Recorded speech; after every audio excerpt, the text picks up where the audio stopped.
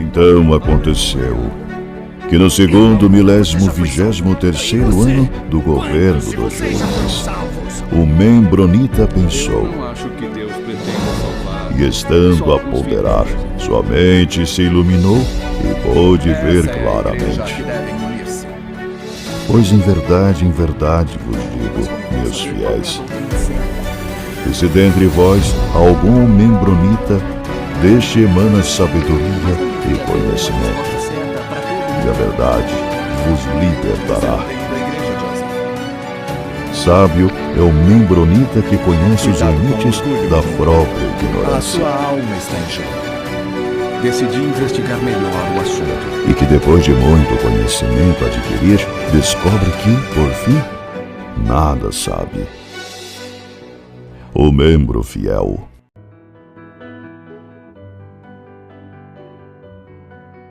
Saudações, membronitas! Eu sou o Ozzy e esse é o Membro Pod, seu canal de podcast de estudo da história da Igreja de Jesus Cristo dos Santos dos Últimos Dias. A gente vai falar sobre o Times and Seasons hoje.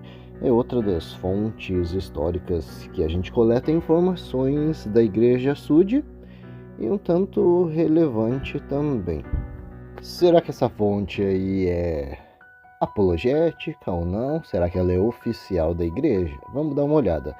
Ela tem um lema, né? Geralmente, né, as empresas têm na logo alguma frase de efeito. Times and Seasons tem também uma frase de efeito e a frase é Truth will prevail, né? Tipo, a verdade irá prevalecer. Bom, não quero ser maldoso, porque eu não sei qual que era a intenção, né? Quem era o editor, quem era o carinha ali que coletava as informações, editava e publicava. Não sei quais as intenções deles, mas aí a ideia então que eles queriam passar é que a verdade ia prevalecer. Eu também, né? Aliás, membronitas, vocês sabem qual que é a nossa frasezinha de efeito aqui no Membro Fiel? Alguém já se atentou? Lá no início eu tinha colocado pela verdade e pelo respeito. Parece frase de político.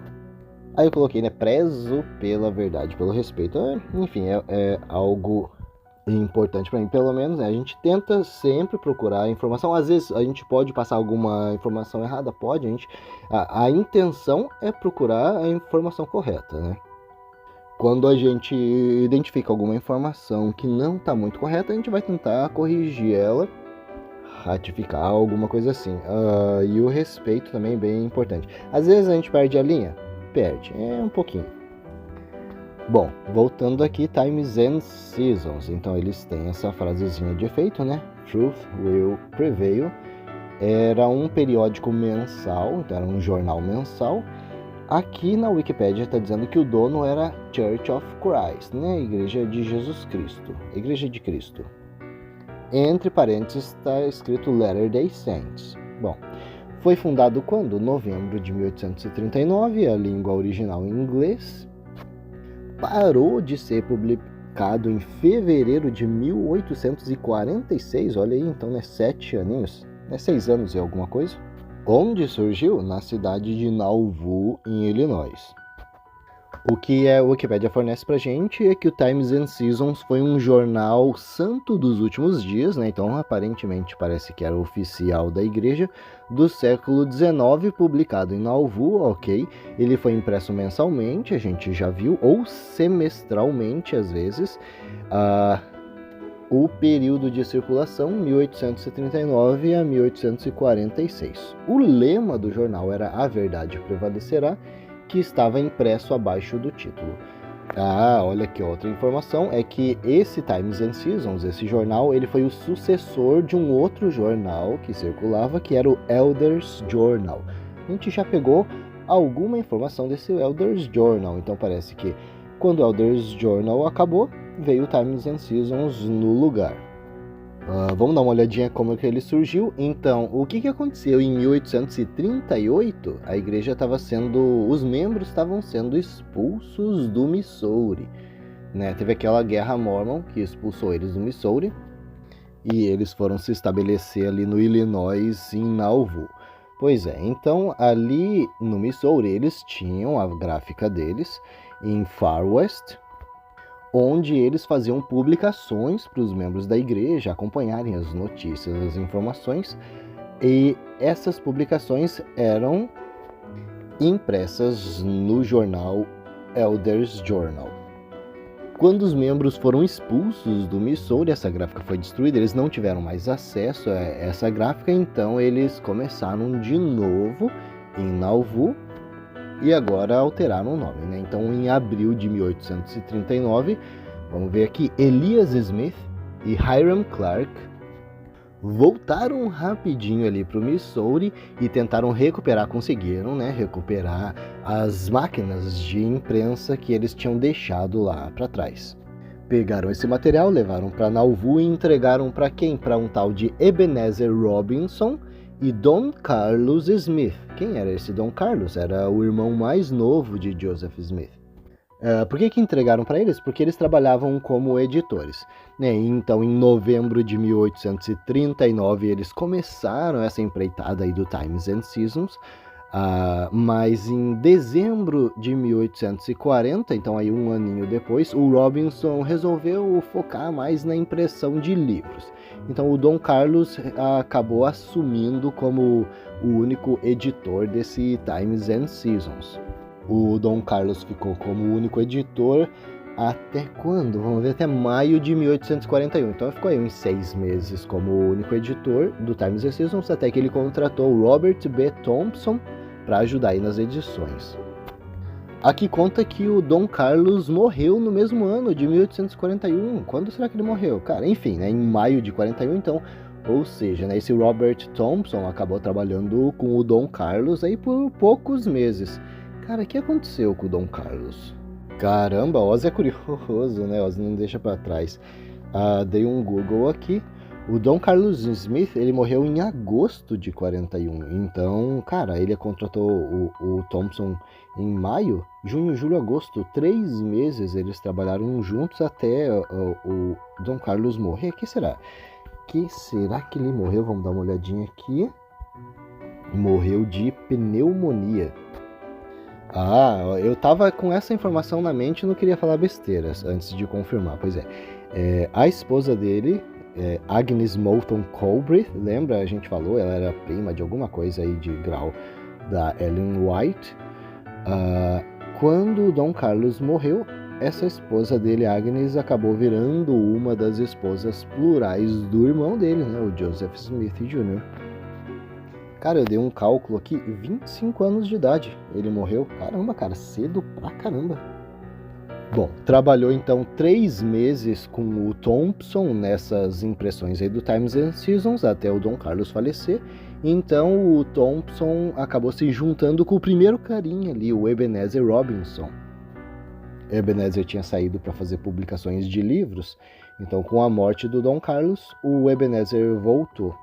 Cara, que sinistro. O Ebenezer Robinson trabalhou com o Thompson por 20 dias. Eles fizeram a impressão de uma única edição e daí o Thompson morreu também. Caramba, 20 dias depois do Dom Carlos morrer de pneumonia, o Thompson morreu, cara. Não sei agora do que o Thompson morreu. Vamos dar uma olhadinha aqui.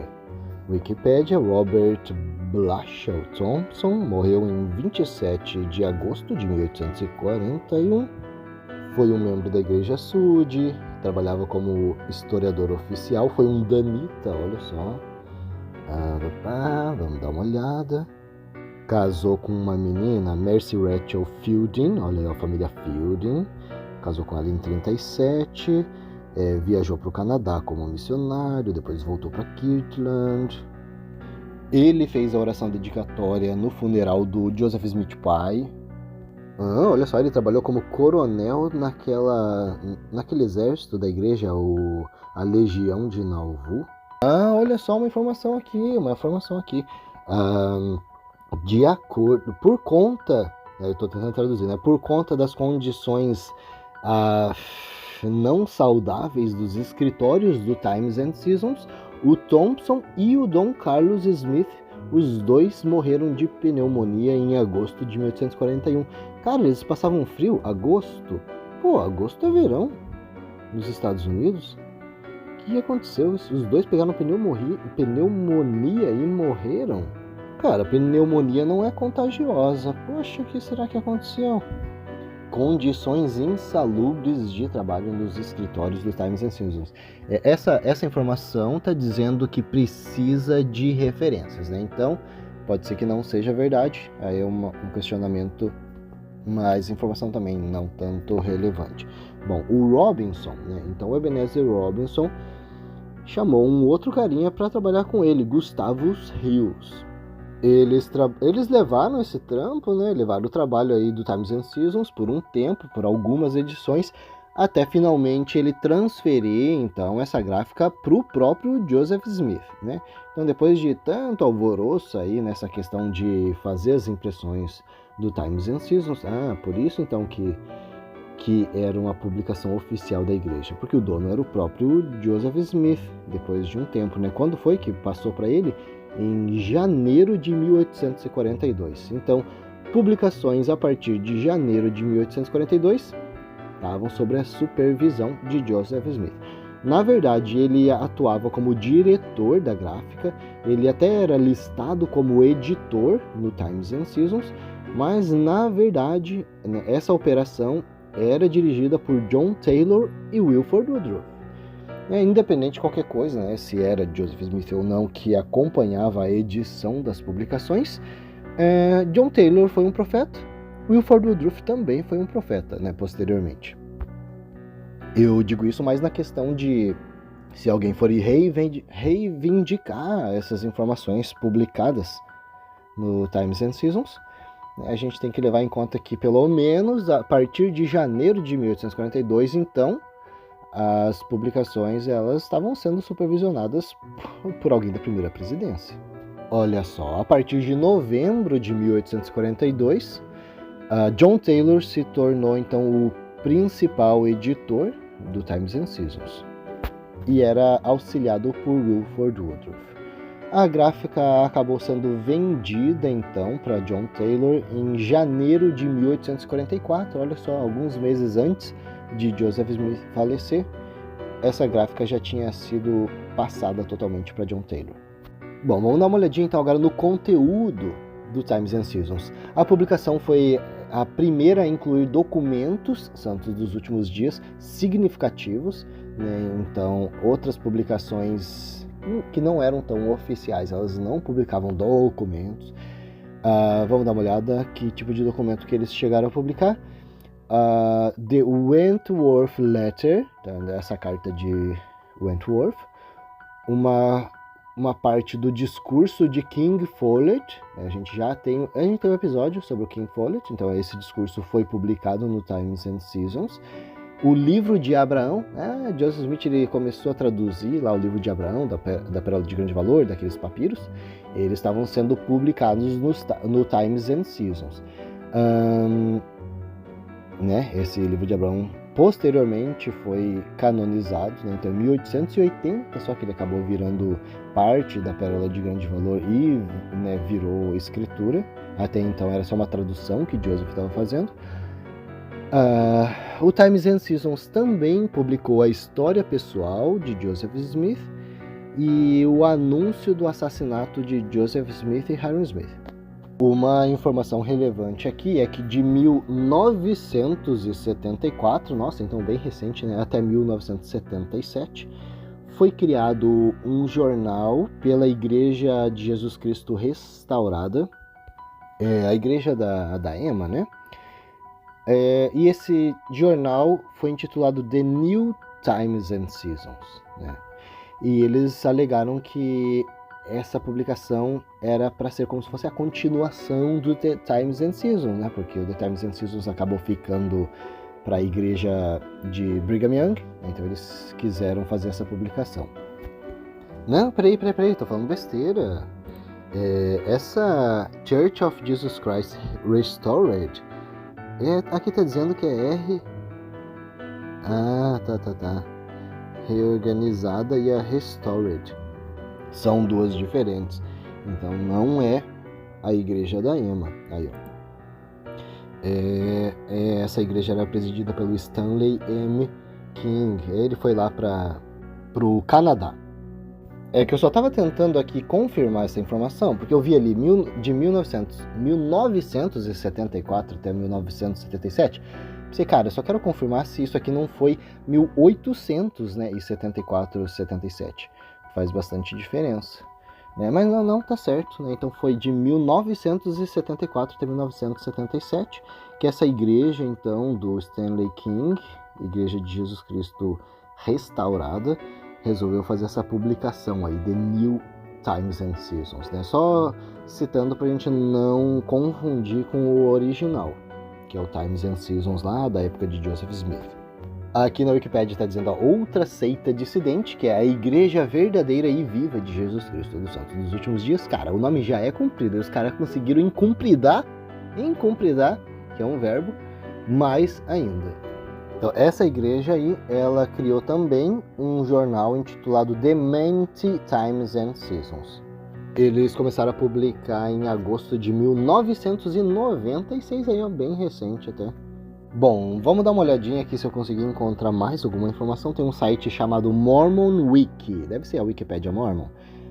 Vamos ver o que eles falam sobre o Times and Seasons, de diferente, que a gente já não tenha visto aqui na Wikipédia normal.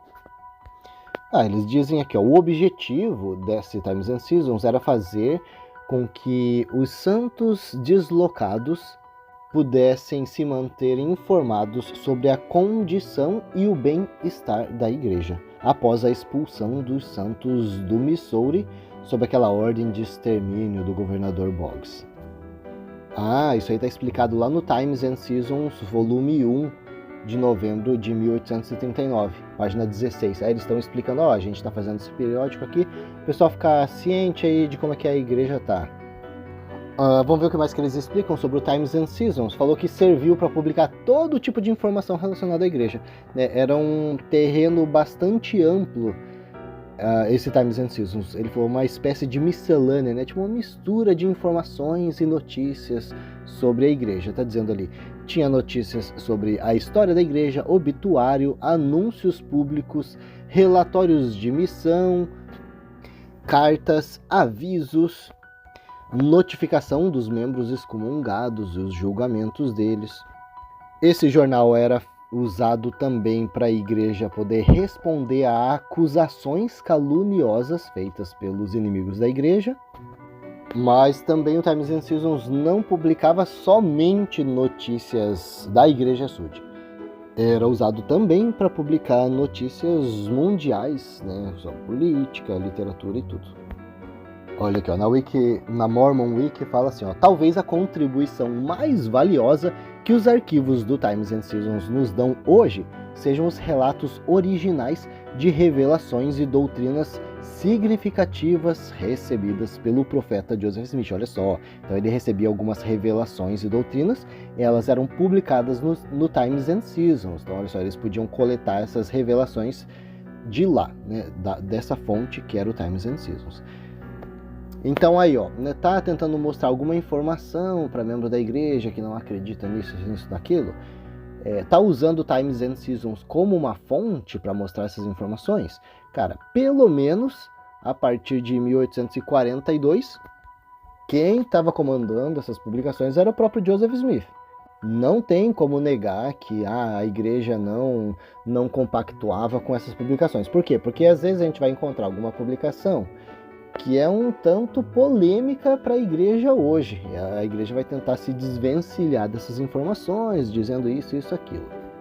Vamos ver o que eles citam aqui de importante, de revelações originais e doutrinas que foram publicadas ali. É a mesma coisa que a gente já viu, né? Há várias partes ali do livro de Abraão, da Palavra de Grande Valor, foi publicado ali. Que mais? Os primeiros segmentos da história da igreja foi publicado no Times and Seasons. E também o que é hoje conhecida como a Carta Wentworth. Cara, um documento escrito pelo profeta Joseph Smith para vamos ver o que é então essa Carta Wentworth. É um documento escrito pelo profeta Joseph Smith para um editor de um jornal de Chicago que descreve a doutrina básica da igreja. Ah, já ouvi falar. Então, esse editor de um jornal de Chicago, ele queria descrever, o que são os Mormons, né? Vamos explicar aqui quem são os Mormons. Aí Joseph Smith escreveu uma carta para ele, para explicar o que são os Mormons. E, basicamente, o que a gente tem hoje as regras de fé, são 13 ainda, talvez sejam 13 ainda. As 13 regras de fé, elas foram baseadas nessa carta de Wentworth. O Wiki Mormon aqui dá umas informações ainda sobre o Times and Seasons, né? Fala que ele foi dirigido por alguns editores diferentes. Tá falando, né? Joseph Smith supervisionou durante 7 meses, em 1842, aí, né, depois que passou para John Taylor e Wilford Woodruff, que na época eram membros do Quórum dos 12 Apóstolos, e mais tarde ainda serviram como presidentes da igreja, né? Eles foram editores do final de 1842 até abril de 1844, quando então John Taylor assumiu como único editor até o final, né? Até quando? 15 de fevereiro de 1846. Por que acabou? 1846, o que estava acontecendo? Joseph já tinha falecido, 1844, né? Em 1846, o que estava acontecendo? Né? 15 de fevereiro foi a data da última publicação do Times and Seasons, antes que os santos deixassem Nauvoo. Pois é, eles deixaram Nauvoo durante esse êxodo aí dos membros da igreja para Salt Lake Valley. E aqui ainda diz que esse foi o 4º periódico da igreja. Vamos ver quais foram os primeiros. The Evening and the Morning Star, foi publicado de 1832 a 34, lá em Independence, Missouri. Depois teve o Messenger and Advocate, né, que foi de 34 a 37 em Kirtland. E depois o Elders Journal, que foi de 37 a 38, também em Kirtland, Ohio.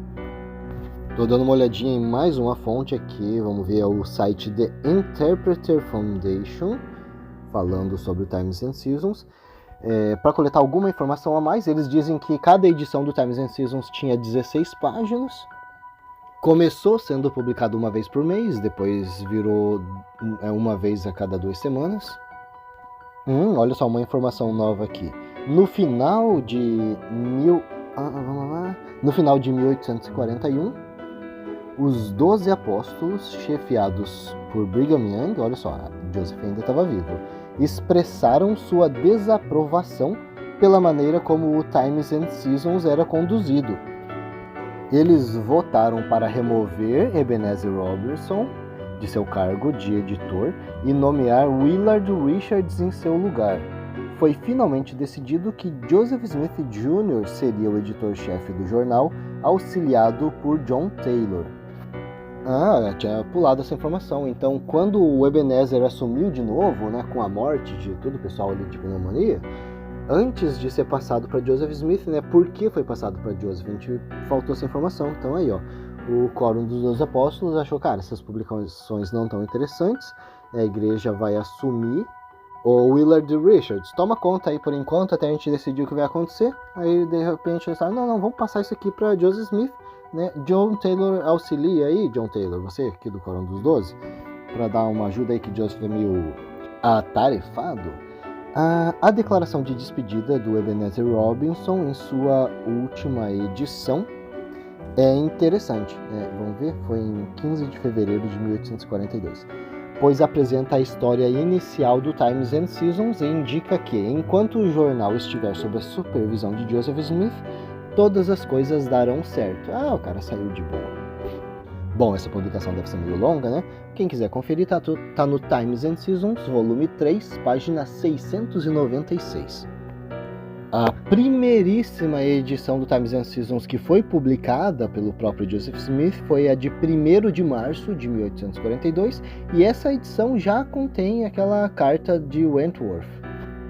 Vamos ver, era John Wentworth, que era o editor do Chicago Democrat. Por que Chicago? Chicago ficava no Illinois, né? Eles estavam no Illinois, em Nauvoo. Enquanto Joseph ainda era o editor do Times and Seasons, ele começou a publicar a sua história pessoal no Times and Seasons. Opa, talvez narcisismo? Talvez. Bom, Joseph viu que não dava conta, né? Tinha muita coisa, ele estava fazendo muita coisa, então ele entregou a responsabilidade do Times and Seasons para os 12 apóstolos, né? No caso, John Taylor assumindo a partir do volume 4, a partir de novembro de 1842. E John Taylor recebeu bastante ajuda de Willard Richards. Bom, coletei algumas publicações do Times and Seasons para poder citar aqui. De 1º de setembro de 1842, é o Times and Seasons volume 5, página 423, diz assim: na medida em que a opinião pública tem sido injustamente direcionada pela falácia das cartas do Dr. Bennett, nós fazemos um extrato sobre o tema do casamento, mostrando a regra da Igreja sobre esse importante tema. O extrato é do livro Doutrina e Convênios, é a única regra permitida pela Igreja. Na medida em que esta Igreja de Cristo tem sido acusada do crime de prostituição e poligamia, nós declaramos que acreditamos que um homem deve ter uma esposa e uma mulher apenas o marido, salvo em caso de morte, quando aquele tem a liberdade de casar outra vez. Opa! Quando foi isso? 1º de setembro de 1842? Quantas esposas Joseph tinha nessa época? A gente sabe que já tinha um bom tanto. E o que acontece aqui? Times and Seasons citando o próprio Doutrina e Convênios para negar que existia poligamia na igreja? Desculpa, era 1º de setembro de 1842, mas o Times and Seasons é volume 3, página 909. Aquele outro ali que eu falei, volume 5, página 423, é de 1º de fevereiro de 1844, era uma notificação. Vamos dar uma olhada? Fomos informados recentemente que um elder da Igreja de Jesus Cristo dos Santos dos Últimos Dias, com o nome de Hiram Brown, vem pregando a poligamia e outras doutrinas falsas e corruptas no condado de Lapeer, estado de Michigan. Este é para avisá-lo, e a igreja em geral, que ele foi cortado da igreja por sua iniquidade, e ele está ainda avisado a comparecer na conferência especial em 6 de abril próximo para responder a essas acusações. Assinado Joseph Smith, Hiram Smith, presidentes da dita igreja. Olha só, além de estar negando a poligamia, está responsabilizando quem está pregando isso. Ainda sobre negar a poligamia, no Times and Seasons, então, de 15 de março de 1844, volume 5, página 474, o Hiram Smith agora está falando. O irmão Richard Hewitt declarou para mim que, ao fofoqueiro, né? Alguns dos seus élderes dizem que um homem, tendo um certo sacerdócio, podem ter tantas esposas quantas lhe agradar, e que essa doutrina é ensinada aqui. Digo-vos que este homem que ensina falsas doutrinas, pois não existe tal doutrina ensinada, nem há qualquer coisa semelhante praticada aqui, e qualquer homem que for encontrado ensinando privada ou publicamente tal doutrina é culpado e será submetido ao alto conselho e perderá sua licença e também sua associação. Por isso, que ele tenha mais cuidado com o que ele ensina. Times and Seasons, volume 4, página 143. Somos acusados de defender a pluralidade de esposas e os bens comuns, né? Aquilo lá que você dá tudo os teus bens para a igreja. Agora, isto é tão falso como as muitas outras acusações ridículas que existem contra nós. Nós fazemos o que os outros não fazem, praticamos o que pregamos.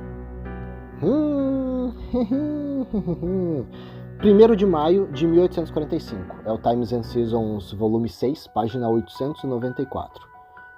Sidney Rigdon, vamos ver o que era aqui, 1845, Joseph já tinha morrido, estava aquela crise de sucessão, então foi dito, Sidney Rigdon, pelo que vejo pela imprensa, fez uma exposição do mormonismo cobrando Joseph Smith e os outros mormons sobre a poligamia e etc.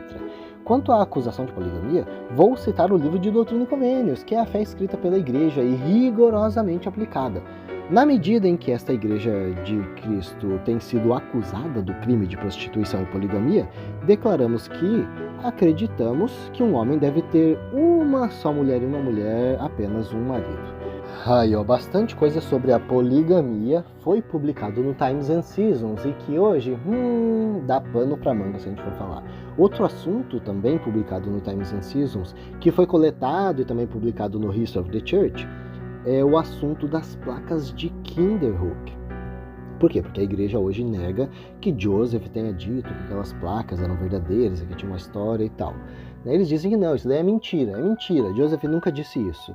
Cara, foi publicado no Times and Seasons.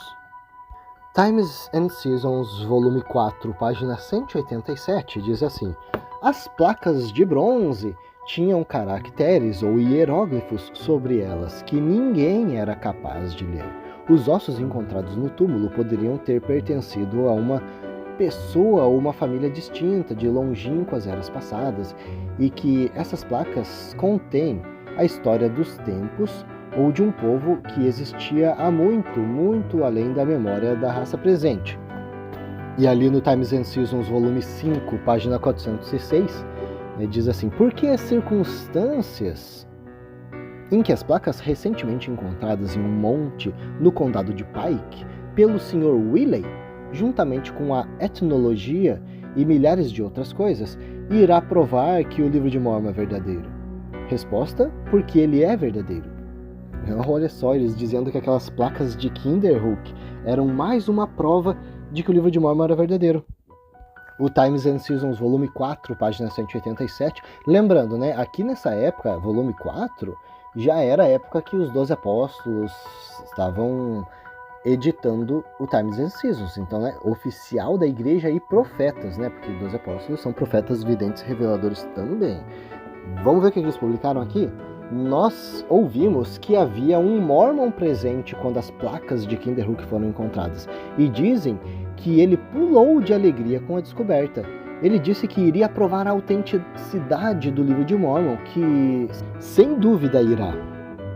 A outra pessoa que estava defendendo essa história das placas de Kinderhook era o B.H. Roberts. Poxa, B.H. Roberts, aí tu me desaponta. Porque o que acontece, né? Eles forjaram, né? As pessoas forjaram as placas de Kinderhook, enterraram, fingiram que eram, né, verdadeiras, para que, né, desenterraram na frente de uns mormons para que eles pensassem: poxa, essas placas são verdadeiras. E daí depois, quando eles apresentassem para Joseph falasse: oh, né, essa placa é verdadeira, conta tal história. Depois eles desbancassem Joseph. Essa história não conseguiu ser finalizada porque Joseph morreu antes, né? Mas não deixa de ter acontecido que as placas foram encontradas, o começo da história deu certo, né? Os mormons ficaram impressionados, Joseph pegou essas placas, ele falou: nossa, essa história assim, assado, só que antes, espera aí, eu tenho que resolver umas coisas, depois eu traduzo elas. Aconteceu que ele morreu daí nesse meio tempo. E daí quando o pessoal veio e falou: essas placas eram falsas, a gente fez só para pegar vocês, o B.H. Roberts estava dizendo: não, vocês não inventaram, essas placas são verdadeiras. E o próprio B.H. Roberts falou, né, a declaração no Diário do Profeta diz que essa descoberta era genuína e que ele tinha traduzido alguns dos caracteres e aprendido alguns fatos históricos sobre a pessoa com quem as placas foram encontradas, né, aquele esqueleto. O próprio John Taylor também, que era o editor do Times and Seasons, lá no Times and Seasons de 1º de maio de 1843, também expressou essa ideia, né, dizendo que não, essas placas são verdadeiras. Expressou a confiança dele nessa história, dizendo nesse Times and Seasons que o profeta poderia dar uma tradução dessas placas. Bom, resumindo a ópera, essa publicação, Times and Seasons, era uma publicação oficial da igreja. Ela foi editada e dirigida por profetas, incluindo, né, o próprio Joseph Smith, mas profetas também, né, apóstolos da igreja. E tem muita publicação aí que compromete a história da igreja. A gente vai ficando por aqui com esse episódio e até a próxima.